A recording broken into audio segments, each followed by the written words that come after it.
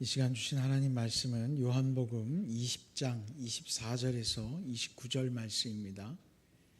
요한복음 20장 24절에서 29절 말씀 제가 읽겠습니다. 12제자 중에 하나로서 디두모라 불리는 도마는 예수께서 오셨을 때에 함께 있지 아니한지라. 다른 제자들이 그에게 이르되 우리가 주를 보았노라 하니 도마가 이르되 내가 그의 손에 못자국을 보며 내 손가락을 그 못자국에 넣으며 내 손을 그 옆구리에 넣어보지 않고는 믿지 아니하겠노라 하니라. 여드레를 지나서 제자들이 다시 집 안에 있을 때에 도마도 함께 있고 문들이 닫혔는데 예수께서 오사 가운데 서서 이르시되 너희에게 평강이 있을지어다 하시고 도마에게 이르시되 내 손가락을 이리 내밀어 내 손을 보고 내 손을 내밀어 내 옆구리에 넣어보라. 그리하여 믿음 없는 자가 되지 말고 믿는 자가 되라. 도마가 대답하여 이르되 나의 주님이시요 나의 하나님이시니이다. 예수께서 이르시되 너는 나를 본고로 믿느냐? 보지 못하고 믿는 자들은 복되도다 복되도다 하시니라. 아멘. 할렐루야. 오늘도 하나님의 은혜가 여러분들 가운데 충만하시기를 간절히 축원합니다.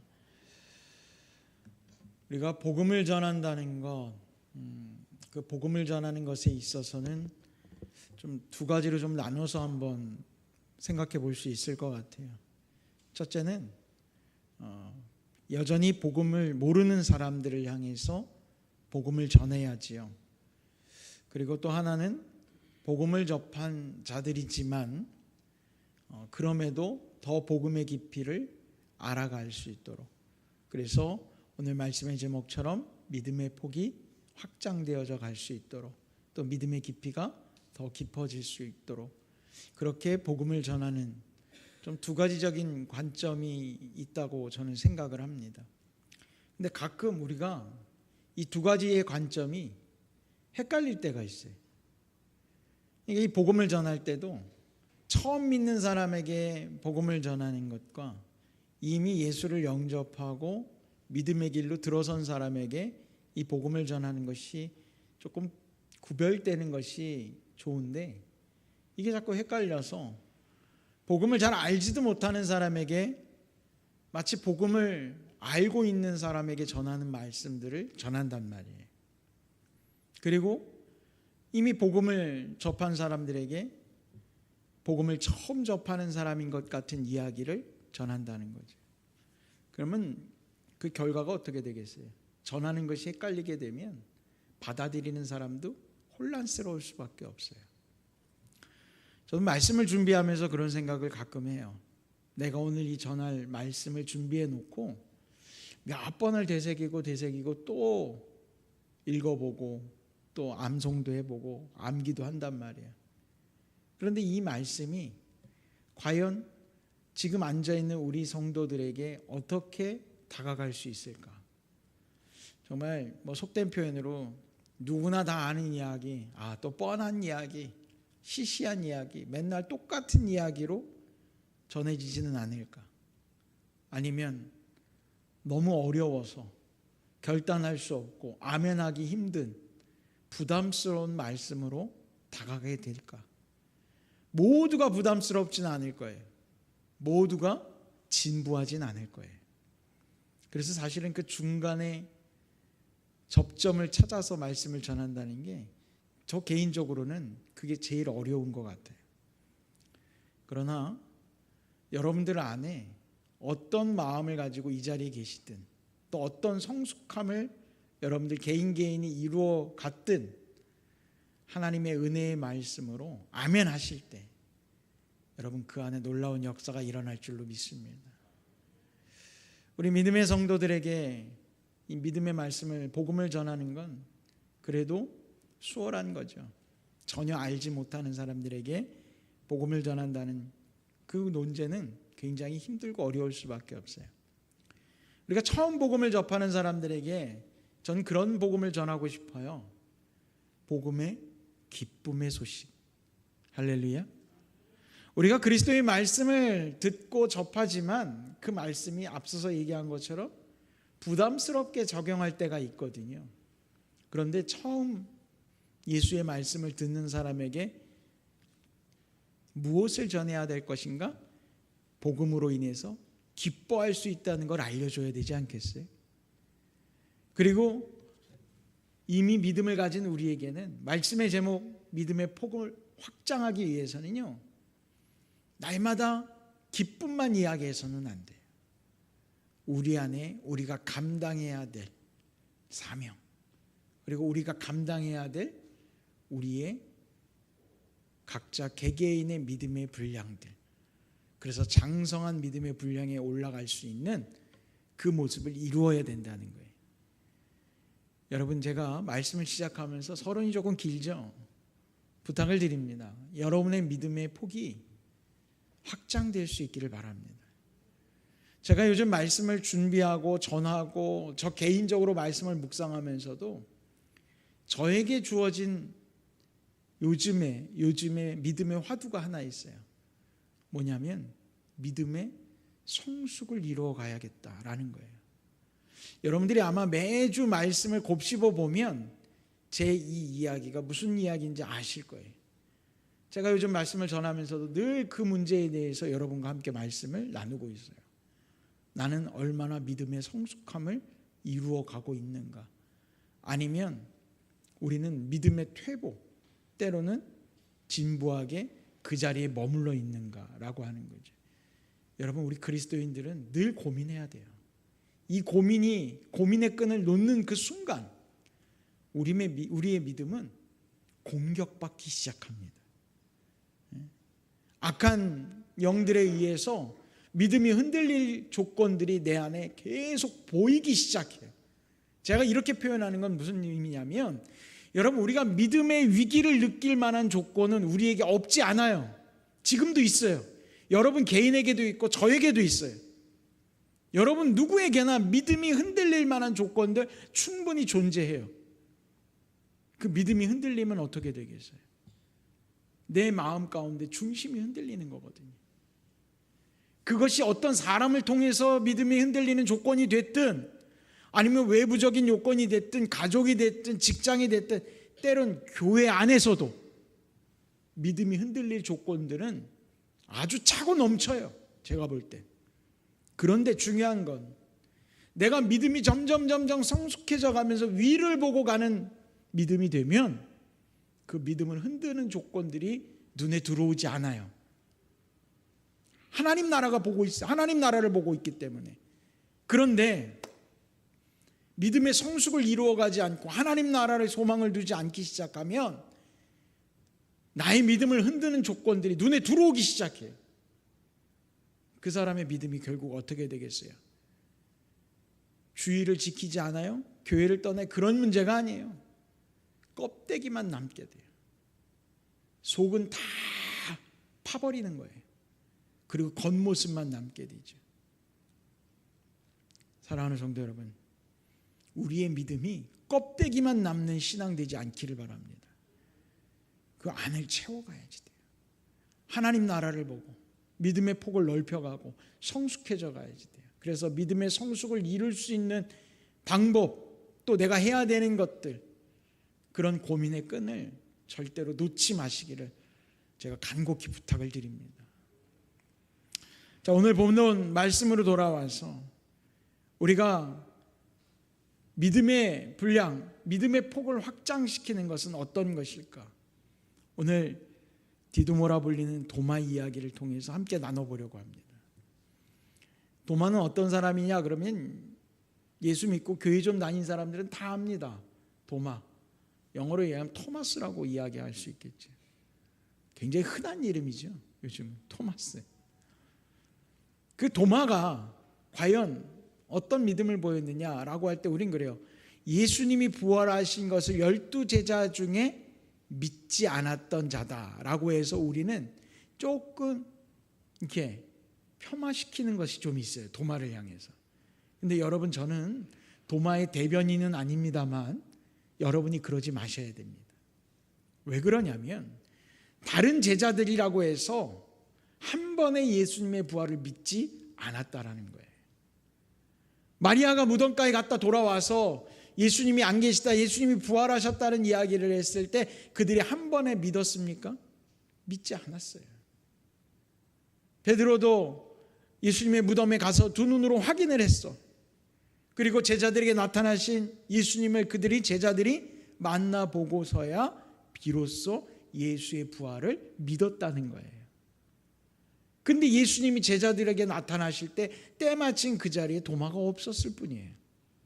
다른 제자들이 야 우리가 예수님 만났다, 예수님 부활하셨다 이야기할 때 도마는 왜 오늘 말씀에 나와 있는 것처럼 나는 너 보지 않고는 믿지 않겠다고 왜 이야기했어요?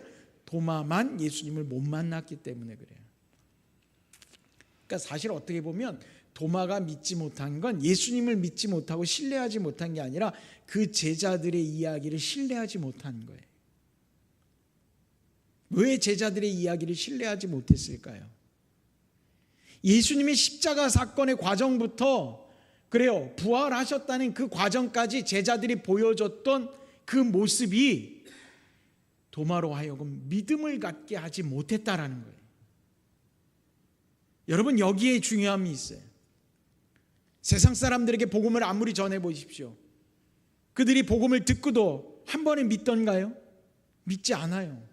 요즘 같은 시대에는 예수 믿으라고 아무리 이야기해봐야, 예수님 이런 분이라고 이야기해봐야 믿지 않아요. 왜 믿지 않을까요?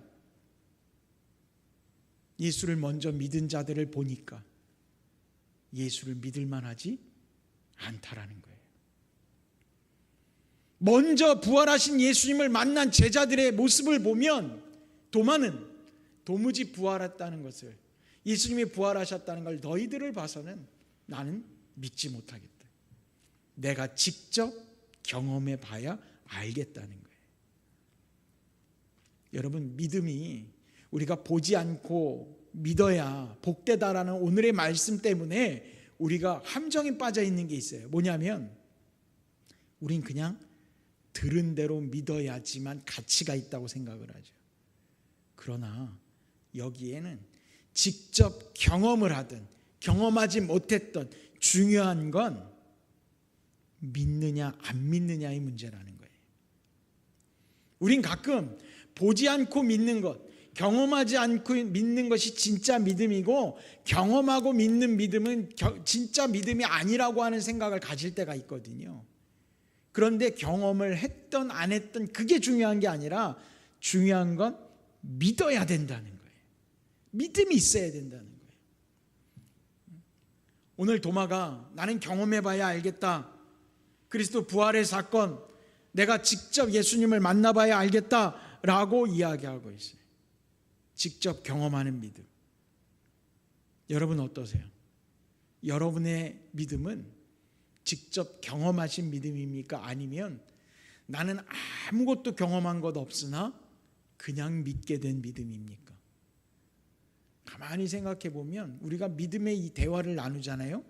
하나님의 은혜에 대해서 이야기할 때 참 할 얘기가 많아요. 여러분, 세상 사람들이 예수 믿는 사람들을 가리켜서 뭐라고 그러는지 아십니까? 예수 믿는 사람들 참 말 많아. 말이 진짜 많아. 왜 말이 많아요? 은혜의 경험들이 많기 때문에 그래요.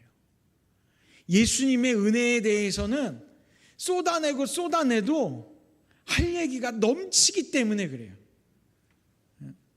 그게 뭐예요? 내가 경험한 거거든요. 우리는 그 경험치가 쌓여서 우리의 믿음이 성숙해져 온 거예요. 지금까지.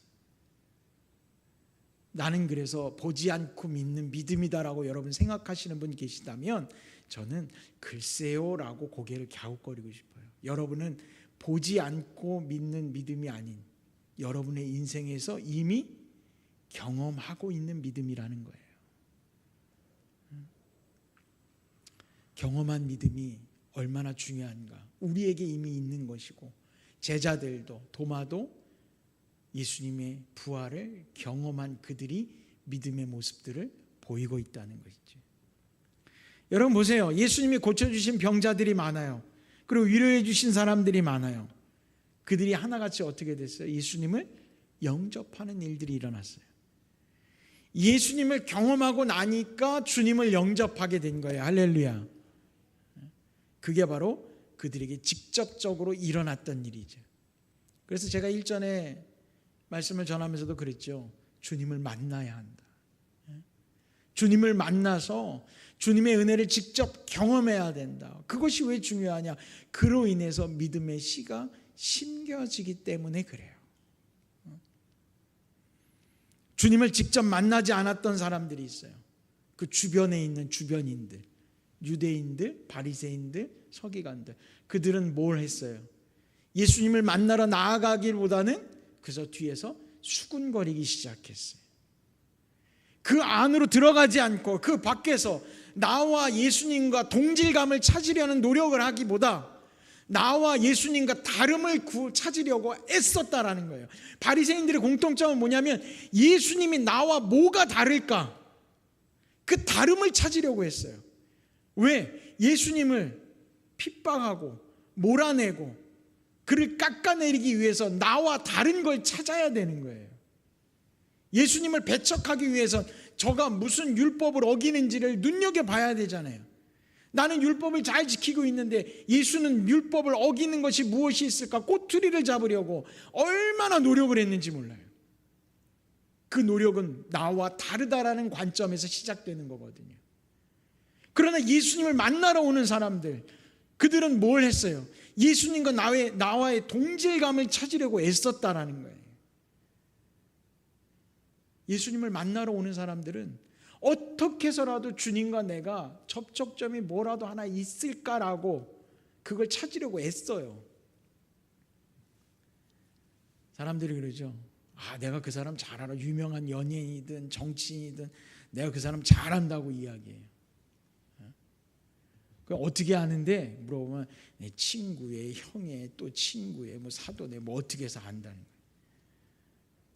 사람이 학연 따지고 지연 따지고 혈연 따지고 가만히 들어보면 전혀 알지도 못하는, 뭐라도 하나 그 사람하고 접촉점을 만들려고 하는 이유가 뭐예요? 그 사람과 함께 하기 위한 거예요. 경험하기 위한 거죠. 우리는 예수님을 향해서 나와 다름을 찾고 있습니까? 아니면 같음을 찾고 있습니까?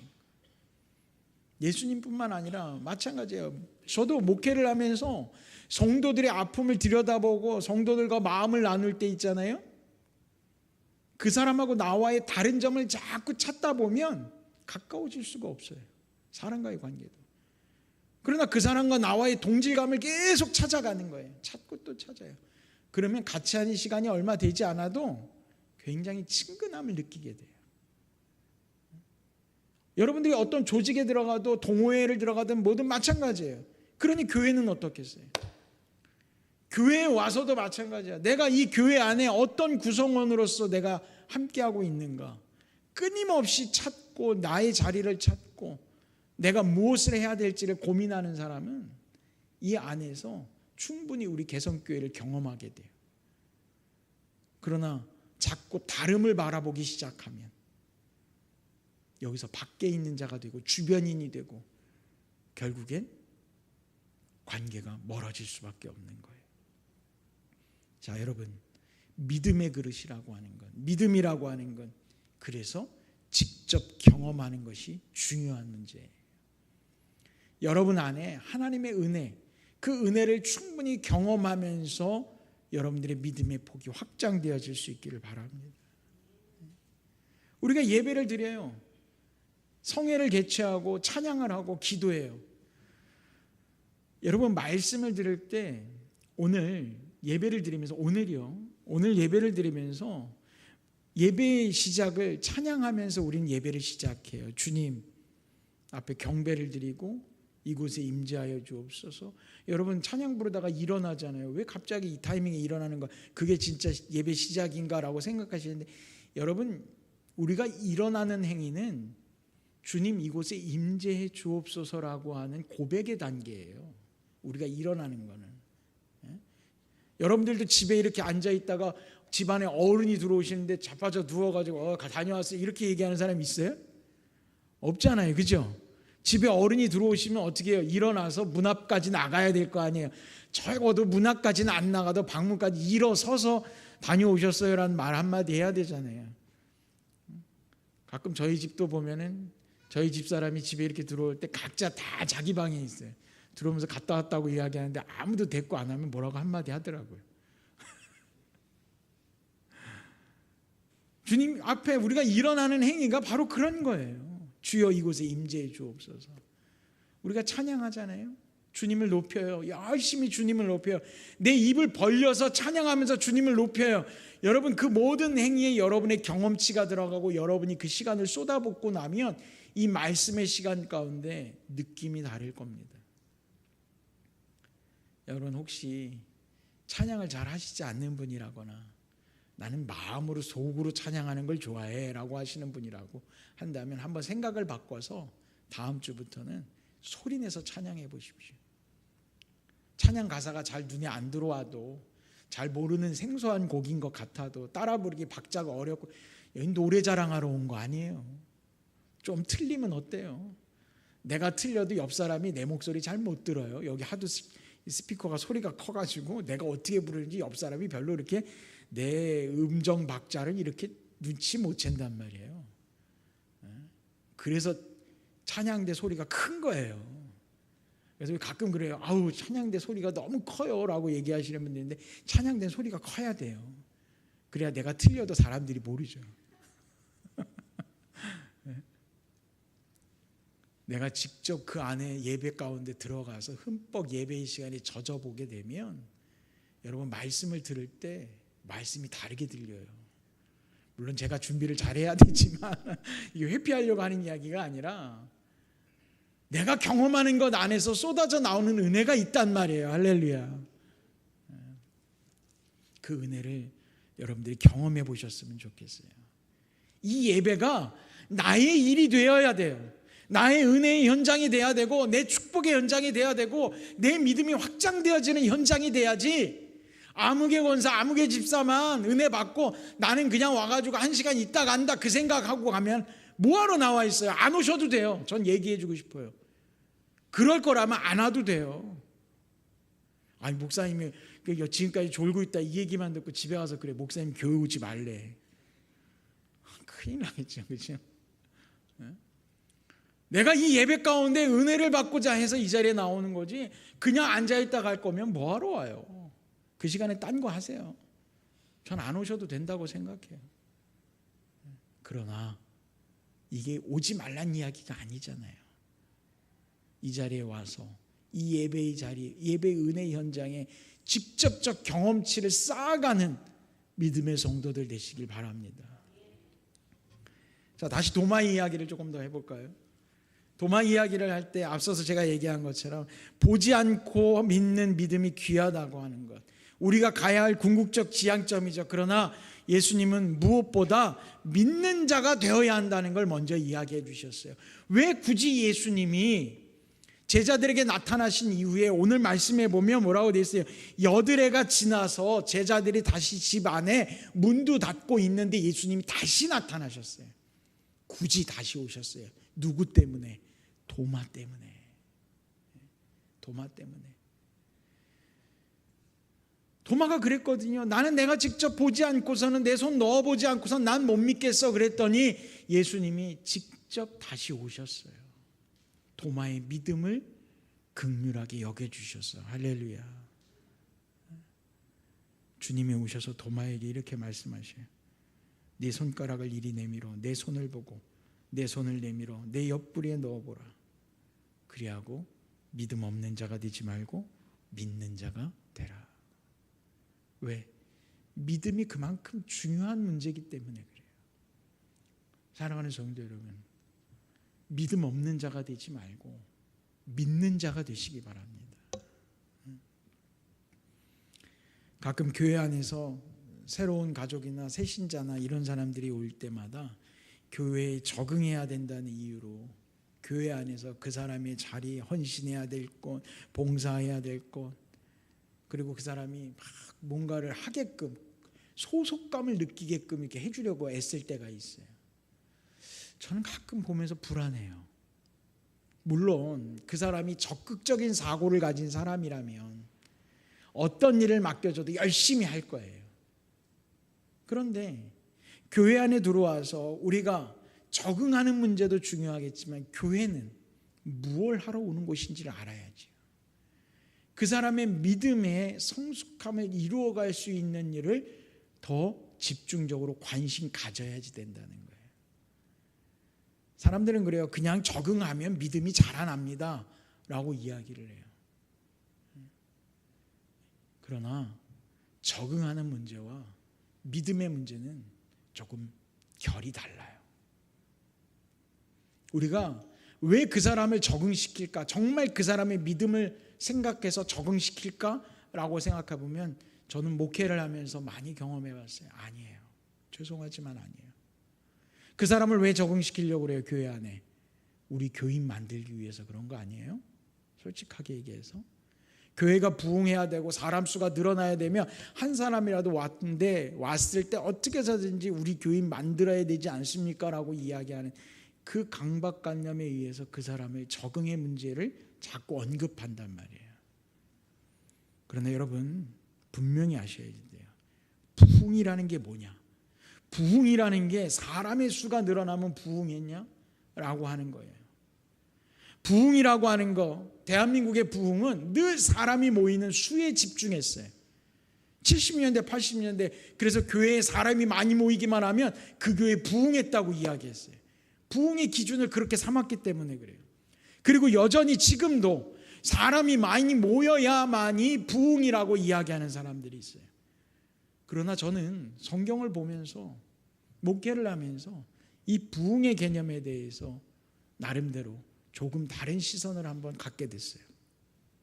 진정한 부흥은 사람의 수가 아니라 하나님 나라가 확장되어져 가는 거예요. 하나님의 나라가 확장되어진다는 건 무슨 얘기냐? 예수님의 말씀이 이 세상 속에서 더 강한 영향력을 가져야 된다라는 거예요. 심지어는 예수를 믿지 않는 사람도 예수 그리스도의 말씀의 영향력 아래에 들어올 수 있어야 된다라는 거예요.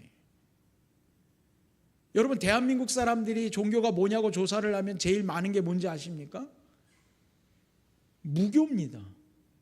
무교라고 그래요. 교회도 안 다니고 절도 안 다녀요. 이슬람도 안 믿어요. 그래서 난 무교예요 얘기해요. 그러나 그 사람의 삶을 들여다보면 그 사람의 종교는 뭡니까? 유교예요. 조선시대 때부터 가지고 있던 유교 사상이 우리 각자의 삶에 여전히 남아있어요. 이제 추석 때요. 추석에 차례를 지내요. 왜 지내는 겁니까? 조상신을 섬기는 거잖아요. 내 아버지 어머니에게 공경하는 마음을 갖는다고 하지만 결국 그걸 왜 하냐고요. 그걸 조상신이라고 하니까 별개의 문제인 것 같죠. 부모, 할아버지, 할머니 제사를 지내는 모든 것들의 행위가 조상신을 섬기는 거예요. 그 사람 종교 없지 않아요. 있어요. 있는데도 자기가 없는 줄 알아요. 유교의 영향력 아래에 있다는 거예요. 다시 말해서 예수 그리스도의 말씀의 영향력이 머무는 곳이라는 것은 그가 꼭 교회에 나와서 예배 드려야 되고 그가 꼭 세례를 받았어야만 되고 그런 문제가 아니라 난 교회 가본 적도 없는데 나도 모르게 예수의 가르침대로 말씀대로 내 삶이 흘러가고 있다라는 거예요. 여러분 사람 많이 모인 곳에 한번 가보신 적이 있어요? 사람 정말 많은 곳에 가보면요 내가 걸어가려고 하지 않는데 나도 모르게 사람들한테 휩쓸려서 가요. 막 이렇게 우리의 영적 삶이 예수의 흐름 속에서 우리가 같이 한 물줄기가 돼서 갈 때 그에게 복음을 전하면 여러분 너무나도 쉽게 복음이 들어갈 수 있어요.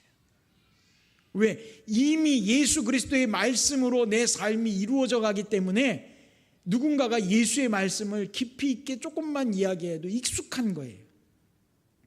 그런데 예수님의 말씀의 삶과 동떨어진 삶을 사는 사람은 예수님의 말씀을 들으면 들을수록 혐오적인 거예요.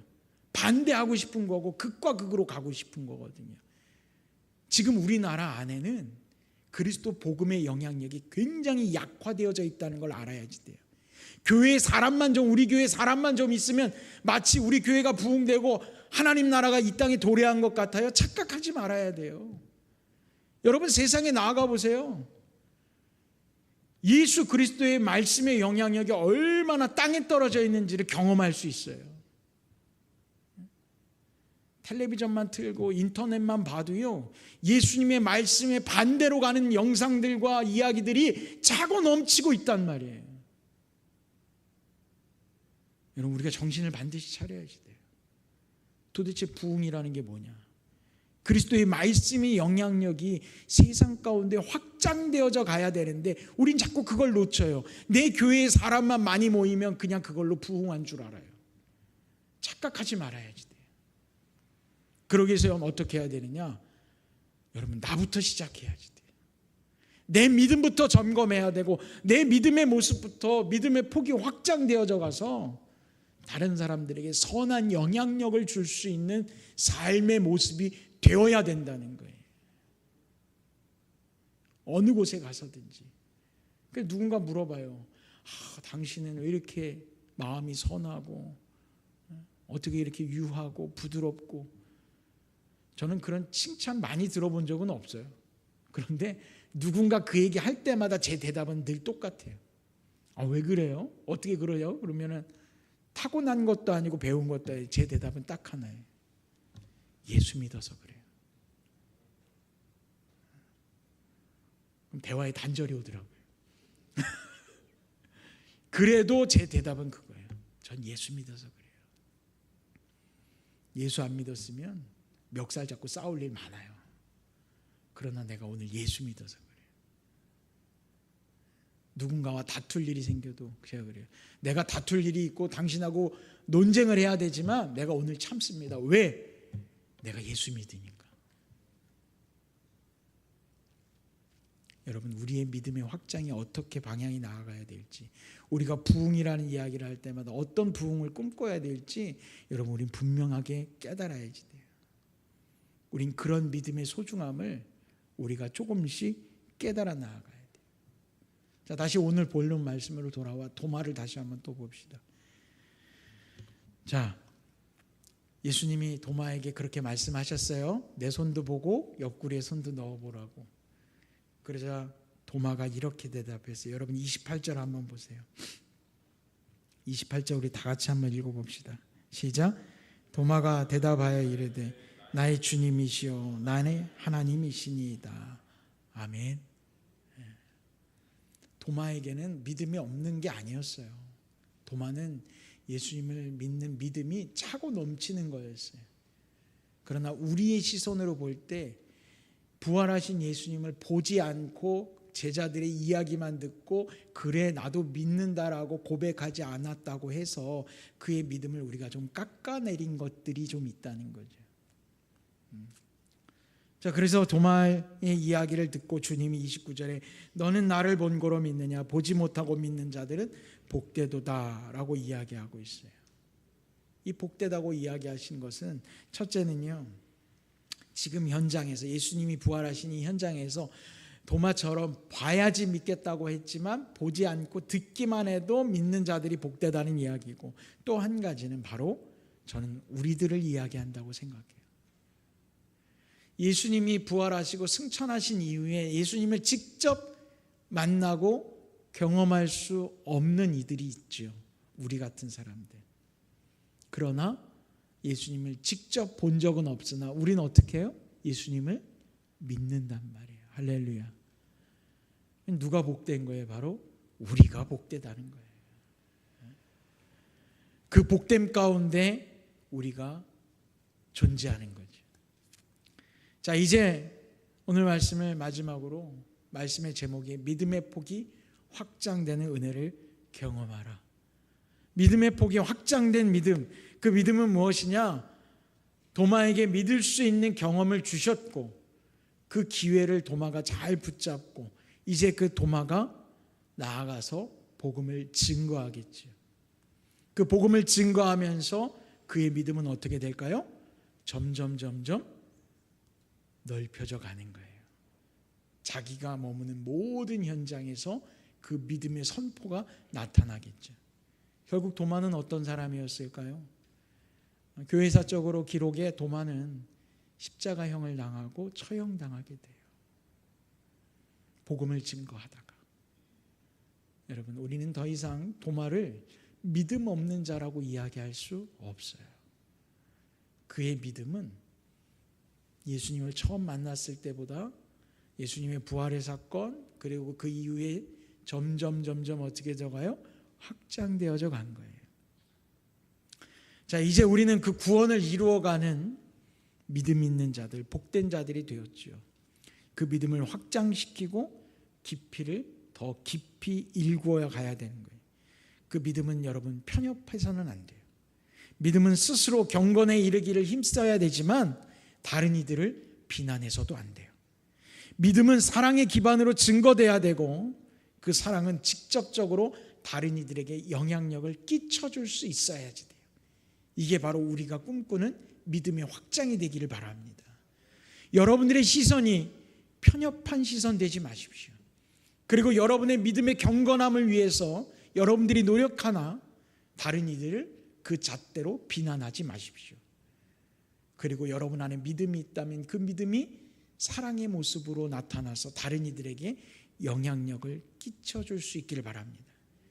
이게 바로 부흥의 역사를 이루어 갈 겁니다.